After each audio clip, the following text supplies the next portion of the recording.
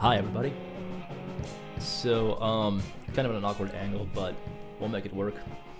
I am here doing a kind of mid-week recap of the stuff that's been going on with the channel. Basically, I've been talking about this archaeology stuff, and Zahi Hawass, this lead Egyptologist, cranky guy, was on Joe Rogan recently, and there's lots of discussions around that topic towards that end. I took a bit of notes on the subject, and let's go. So, they've basically all been like doing this whole contradiction thing that I talked about in my last video, running that completely into the ground. You know how during the interview, Zahi says, I am a scientist and I'm not a scientist.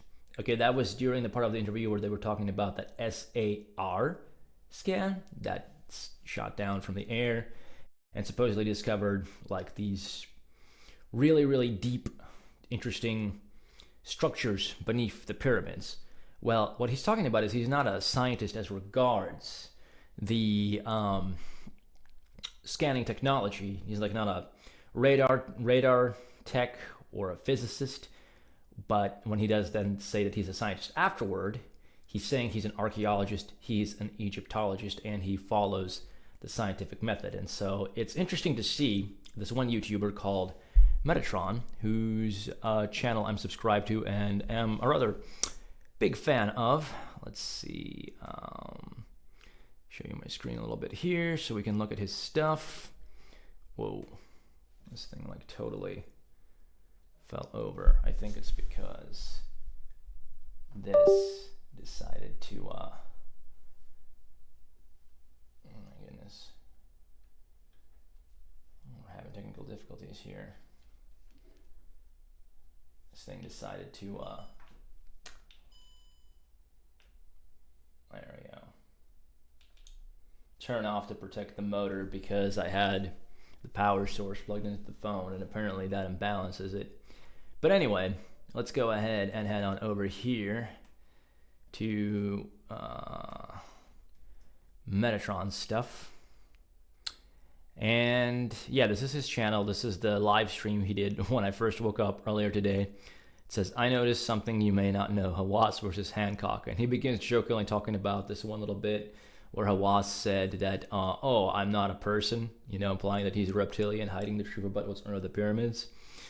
But then he goes on to talk basically about the problems that he has with Hawass, and that Hawass is essentially kind of functioning like a propagandist, which I take some issue with that. I can see where he's getting that impression from, but let's go ahead and run through my little notes here. Where did I have it? Oh, Midweek. There we go. So basically, he really needs to go and watch Flint Dibble's video, which, whatever you might think of Flint Dibble, that video that he did recently, it was like a live stream video. I think it's in the live stream section of his channel. He provided all of the photos that Zahi was referencing, as well as more photos that show this kind of like interlocking evidence. And yeah, it's pretty thorough, and I'm frankly kind of, as an alt history buff, embarrassed at how much obvious evidence there is for kind of the plain old sort of dull, you know, explanation that the Egyptologists, and I wouldn't call it dull, but you know what I'm saying.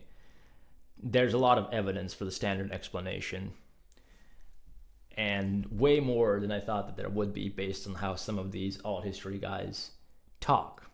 So like, there's plenty of mysteries still out there, but we can't be spinning our tires looking at stuff, you know, that's kind of well established. And so we should kind of take a look at some of these things. So basically, the biggest takeaways I had from Dibble's video was he presents, you know, the actual in situ pictures of remains of parts of the ramp. And there's a book of where there's a photo of the retaining walls of that huge ramp in the southeast of the Great Pyramid of Khufu. and it's in a publication, Dieter Arnold, Building in Egypt. There's another ramp of Amenemhet the First at Lischel, reinforced with timber, again in Dieter Arnold's book. There's lots of ramp examples presented in that book. The Egyptians also left this evidence of construction techniques in their writings and like their drawings and things. For instance, figure 3.52 shows a construction ramp as depicted in the tomb of Rekhmira at Thebes. So it would have been pretty cool if Zahi had those images on hand for the Rogan interview so that all those eyes could have, kind of seen it. And that Flint Dibble made the point that that's important because people learn from images. Flint says that Hawass made a couple of mistakes when discussing the digging the Pyramidion tomb of Sahur at Abu Sair. He didn't find a certain image in the edition of Hawass's book he had access to. And Zahi didn't find the pyramid, but he did find the stones while doing conservation and renovation work for tourism, which is a lot of what it seems that Zahi does. But you see, that relief that shows the description of how they moved this Pyramidion stone doesn't actually show them dragging the stone. It shows a bunch of dudes dragging a rope, right? But actually, the Pyramidion is still mentioned in there because there's a hieroglyph for it in that very relief.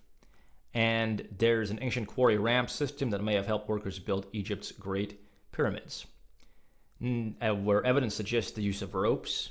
So there's like post holes along the side of this kind of ramp and stairs and things. So another means of transport. You know how like Rogan was talking about, oh, well, how did they get all those stones into place? It's so unbelievable. Well, here's the thing. It's like, yeah, it is difficult to believe, but there's pictures of them pouring water in front of these wooden sledges that they're moving giant, like 60-ton statues on. So, and people have recreated similar things. Now, they don't, like, as Zahi had stated in the podcast, they don't have, like, all of these hundreds and hundreds of people to do this today for this number of years. So that's where the infeasibility comes in. But, you can't just posit some outright explanation for the building when you have evidence of the tools, when you have evidence of the construction methods and pictures and written descriptions. So it's just, this video y'all should all go watch by Flint Dibble. No matter what you think of him, I think he has some character flaws for sure, but this is well sourced. And as a guy that does this as his profession, it's what he can offer to the public, and you should do him the justice, if you're being fair-minded, of going and watching this video and deciding for yourself. So, like, you got quarries, you got ramps, you got these boats. So, for instance, like moving the obelisk, into place. So there's dozens of depictions of people moving the statues, but for the obelisk transport, a 300-ton Hatshepsut obelisk, the second largest, there's a depiction of the transport in that mortuary temple of Hatshepsut of using big boats. Like, lots of interlocking evidence for this stuff. For further evidence of the feasibility of using this old technology, Pliny the Elder describes the transport of an obelisk from when Rome conquered Egypt to Rome. For this purpose, a canal was dug from the river Nile to the spot where the obelisk lay, and two broad vessels laden with blocks of similar stone, some number of feet square, the cargo of each amounting to double the size and consequently double the weight of the obelisk, were brought beneath it. The extremities of the obelisk remaining supported on the opposite sides of the canal. The blocks of stone were then removed, and the vessels, being thus gradually lightened, received their burden. So they floated up to receive this obelisk, and then they floated it along the river. And this probably would have been exactly the same way if this is, again, using ancient methods. We have this direct, fairly recent, compared to the Egyptian stuff, evidence from the Romans of how this was done. Well, the Romans had contact with the Egyptians. Maybe they got some of these ideas from them. So it's not this like crazy, oh my gosh, where did it come from kind of thing. We have this stuff here. That's what I was saying. Like, I was kind of embarrassed that I took so much of this alt stuff on board before doing this very basic kind of reading on the subject. And I'm not discounting the alternative explanations. I'm just saying that where certain things have been pointed and where certain things have been stressed, that stuff is well explained, and we don't need to be looking there as much anymore. We should obviously always be reviewing the evidence, but it's like it's going to make the whole alt history stuff look more ridiculous if we keep doing that. So yeah, there's also, how Hancock, that's the thing that got me started on this whole thing. That Hancock was just saying, oh my goodness, there's just this one bit of evidence that this pyramid is linked to Khufu, and it's that one cartouche that supposedly whoever Weiss forged, right? Well, there's even a clay seal there. There's all sorts of things about the work gangs hieroglyphics in there inside the Great Pyramid looking at Khufu, as well as that El Jarf or whatever papyri of some dock where they brought the casing stones from. So it's interlocking evidence. And yeah, I mean, that's basically the state of things. This is the Midweek Catchup. It's a little bit rough, a little bit everywhere. But yeah, okay. So let's talk about Zahi's character and kind of like in the context of that recent live stream by Metatron, how he went at it. And my theories on why it is that Zahi is such a dingleberry. All right, so given the strength of such things as we just mentioned, of like hieroglyphics literally depicting the transport of capstones and giant statues via a combination of manpower and ingenious but primitive technology, is it any wonder that Zahi, this guy who's got a naturally combative personality, gets dismissive? Yeah, he really dropped the ball by, not at least bringing his own stupid book with the blasted photographs. But again, he's old and set in his ways and naturally pugnacious. And this combination of traits, they're not conducive to communicating ideas, but that's not something that makes him necessarily wrong or prone to being wrong, at least on this particular topic. As I've already said, the fact that somebody with this personality profile would become even more insistent, as we've seen him, just consistently getting more and more, hey, this is the way it is, it's in my book, I've never heard of such a thing. Okay, on their own interpretation, yeah, it's if you're there and you got decades of challenges by these loosely supported theories and you're getting more and more locked into your position, is that really surprising, especially if you have the personality profile of Zahi Hawass? Like, you spend decades looking at literal pictures of how the pyramids were built in the hieroglyphics, made by the pyramid builders themselves, and then a man like Hancock comes along and kind of like implies, sort of, not really, but he did kind of mention it, that priests sang these stones into place or some such thing went on, or that the Sphinx in the Great Pyramid is like 10,000 years older due to some astronomical alignment with Orion back in the day that doesn't really even match up. Okay?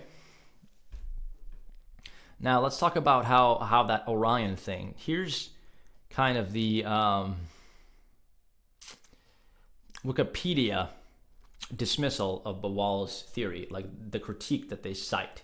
Bawal is the guy that that Zahi got very heated about and like stormed out of the room on Graham Hancock some 10 or so years ago. Basically, here's I'm just going to read it kind of verbatim. Arguments made by Hancock, Bawal, Anthony West, and others concerning the significance of proposed correlations have been described as a form of pseudo-archaeology. Among these are critiques from two astronomers, Ed Krupp of Griffith Observatory in Los Angeles and Tony Farrell of the University of Cape Town, South Africa. Using planetarium equipment, Krupp and Farrell independently investigated the angle between the alignment of Orion's belt and north during the era cited by Hancock, Bawal et al., which differs from the angles seen today or in the 3rd millennium BC because of the precession of the equinoxes. They found that the angle was somewhat different from the perfect match thought to exist by Bawal and Hancock in the Orion correlation theory. They estimate 47 to 50 degrees per planetarium measurements compared to the 38-degree angle formed by the pyramids. Krupp pointed out that the slightly bent line formed by these pyramids was deviated towards the north, whereas the slight kink in the line of Orion's belt was deformed to the south, and to match them, up, one or the other had to be turned upside down. Indeed, and this is what I found interesting because they omitted this detail in the book. And again, I'm not going to apply something nefarious, but if we're going to apply that Hawass is nefarious, why not read nefariousness into something like this? Indeed, this is what was done in the original book by Bowall and Gilbert, The Orion Mystery, which compares images of the pyramids and Orion without revealing that the pyramid's map had been inverted. Krupp and Farrell found other problems with their arguments, including noting that if the Sphinx is meant to represent the constellation of Leo, then it should be on the opposite side of the Nile, the Milky Way, from the pyramids. Orion, and that the vernal equinox, circa 10,500 BC, was in Virgo, not Leo, and that in any case, the constellation of the zodiac originates from Mesopotamia and were completely unknown in Egypt until the much later Greco-Roman era. Okay, that I'm not really finding as much of a counter-argument that holds weight because there can be a different significance the Egyptians assigned to that constellation, which I actually think that these alternative guys mentioned. But anyway, basically, they would have to flip the image, and they did flip the image to fit their description, but it wasn't like cited in the book, at least as per what this is saying. So, yeah, that's why, somebody like Zahi would get so dismissive of Bowall when this stuff has been kind of so thoroughly debunked. At least it's been fairly shown a strong likelihood that it's false if you don't believe that it's a thorough debunking. And obviously somebody like Zahi would look at that and go, well, yeah, it doesn't really make sense, especially given that we have all of this interlocking evidence for it being built in Khufu's time. So why would he necessarily entertain that? And yeah, it's rude to be that dismissive and to get that heated. Like he even went on to say he wants Bowall banned from the country. And Bowall is a native Egyptian. Sure, he moved out of Egypt for whatever reason during the 6 Days War or some such event, but that's just really messed up and reprehensible. But that doesn't make, Bowall's claims any more true. I think I'm running out of battery on this device here, so I'm just gonna put y'all there. Hopefully it doesn't just slide down. Yeah, so just because Zahi is this massive dingleberry doesn't mean that he's wrong or that Bowall is right, And nor does it make Zahi a propagandist. Not everybody is zealous about a topic is a propagandist. Like you saw how those guys right there kind of inverted the constellation without mentioning it. Is that because they're propagandists or because they have like a bias?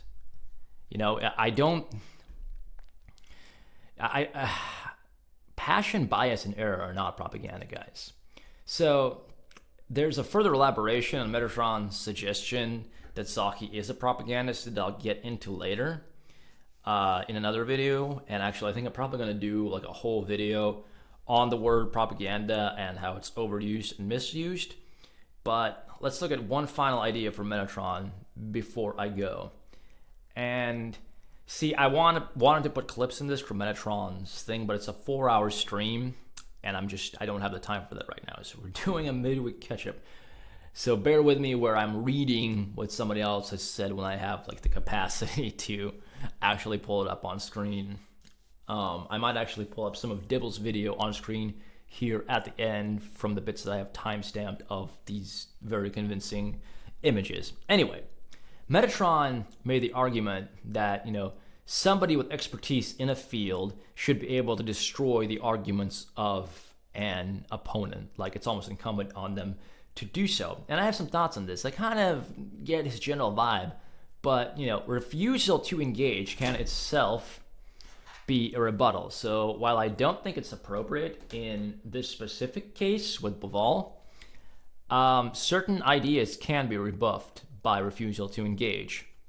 Metatron is obviously one of those guys that thinks it's noble to engage every idea, no matter how ridiculous, but others might think that the work they've done, like Zahi saying it's in my book, is sufficient grounds, and that when a competing claim that's not backed by sufficient evidence comes up, it can be dismissed without being dignified with a response. And that is a matter of personal preference between the guy that thinks it's noble and the guy that thinks that, well, this is such patent nonsense, I'm not going to even entertain it. And here's another thing. It's like if you engage with certain sly rhetorician types, it can make even the most well-founded ideas seem suspect. So in such a case, engagement can become counterproductive to propagating truth.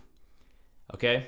So that's kind of like an argument that can be made against that point that Metatron raised. I find this all super interesting, not only in terms of finding out about the past, but also about like our current day public discourse and our psychology. So keep it tuned in here for more discussions like this, as well as a myriad of random topics and videos and things of general interest that I create. Thanks so much.